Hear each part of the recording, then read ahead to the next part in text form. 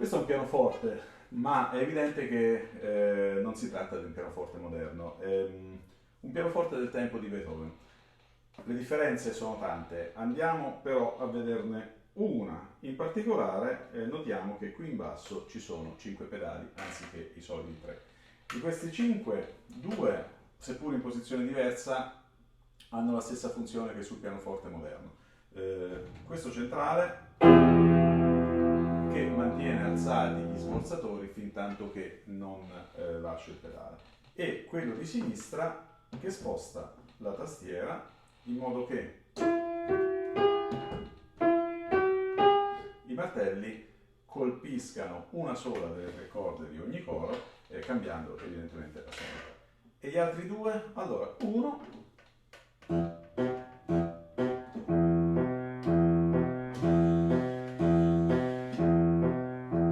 si chiama fagotto, è una striscia di carta pergamena che appoggiata sopra le corde appunto sporca il suono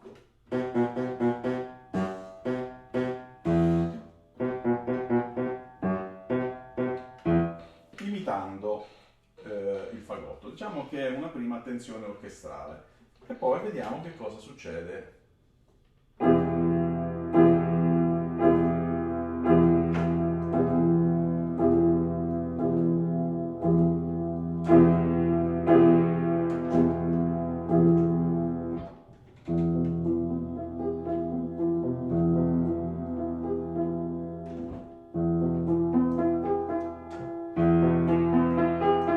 Moderatore, una striscia di tessuto si frappone tra corde e martelli, di nuovo intervenendo sulla sonorità. Se io vado a suonare qualcosa su uno strumento del genere,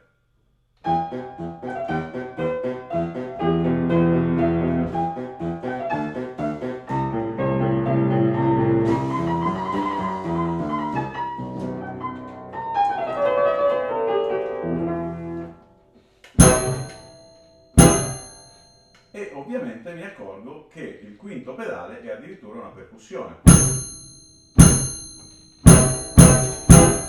Ora si tratta di uno strumento decisamente orchestrale, dove per orchestrale si intende in grado di produrre più timbriche, il tutto ovviamente sotto le dita di un solo esecutore. Poi l'evoluzione è andata in una direzione diversa, il pianoforte moderno è in grado di produrre tante timbriche, ma appunto in un diverso versante.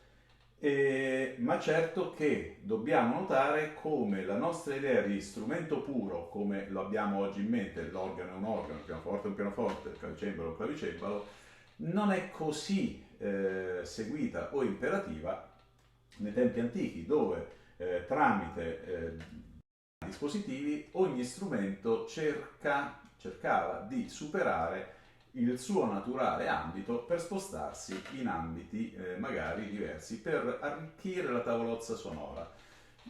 Se io mi sposto di qua, a questo strumento magari mi sposto, mi accorgo che mi ritrovo a questo punto davanti ad un pianoforte verticale, e se io vado a fare due note a questo pianoforte verticale, su questo pianoforte verticale mi accorgo che stiamo in un ambito abbastanza normale.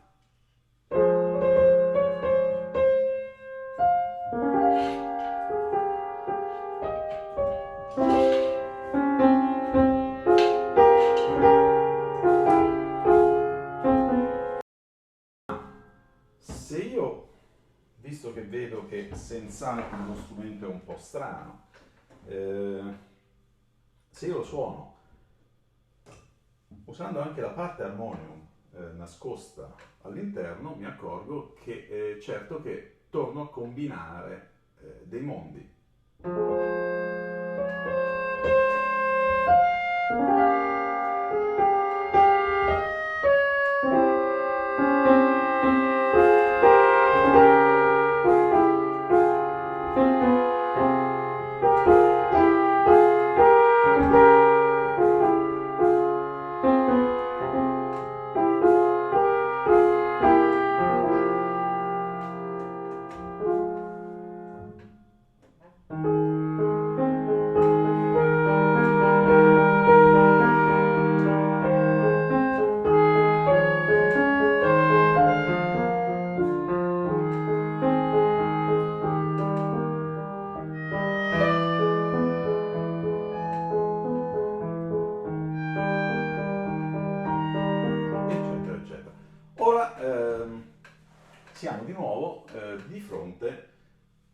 strumento che cerca di essere se stesso, in tutto e per tutto è un pianoforte,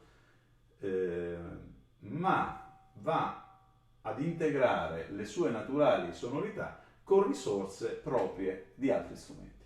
E se mi sposto ancora di un po', mi trovo davanti ad uno strumento che indubitabilmente è un armonium a 2 tastiere, così perlomeno parrebbe essere lo strumento cui posso fare Frank meravigliosamente.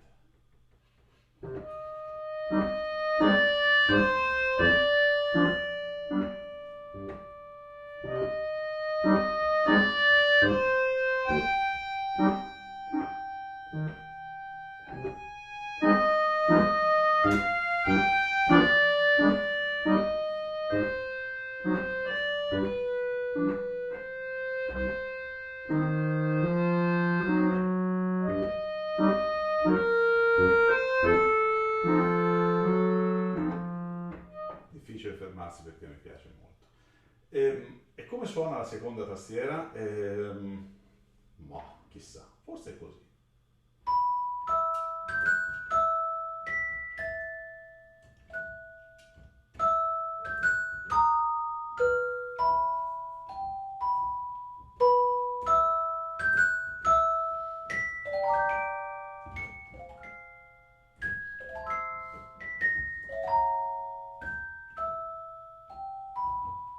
Eccetera. Anche qui abbiamo uno strumento combinato, addirittura in questo caso seguendo addirittura una logica degli opposti, tanto compatto, tanto lineare nelle sonorità, rotondo nelle sonorità l'armonium, quanto brillante, cristallina la celesta. Ovviamente possono essere uniti,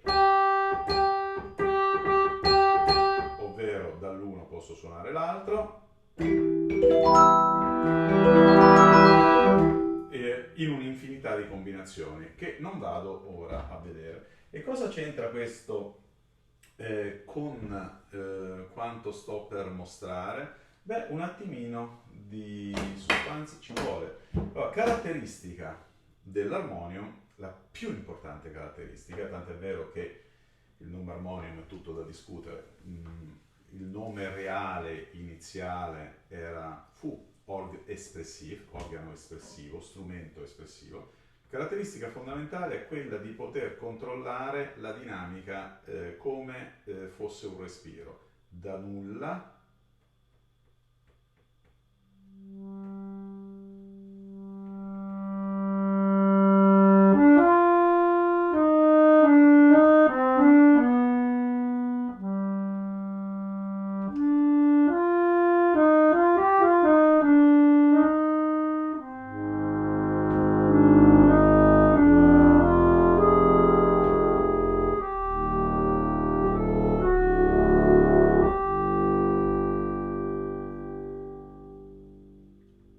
a tanto, a zero, anche molto di più, ma in questo momento non facciamo vedere la dinamica. E a questo punto giriamo la telecamera da questa parte, dove abbiamo uno strano essere, un clavicembalo sopra un armonium con a fianco un piccolo armonium. E si tratta proprio dello strumento con cui, anzi della combinazione di strumenti con cui domani me ne andrò ad Ariccia per il concerto in programma dopodomani, 20 di agosto 2021, seguito poi il 22 da un altro concerto. Il primo sarà un recital appunto di armonium, armonino e clavicembalo in un unico gruppo strumentale sotto le dita di un solo esecutore, che poi sarei io. Cosa c'entra un armonium con un clavicembalo e con un armonino? Beh, questo magari ve lo dirò domani in occasione del mini video, un po' come questo, che registrerò direttamente ad Ariccia. Buon ascolto e ci vediamo domani.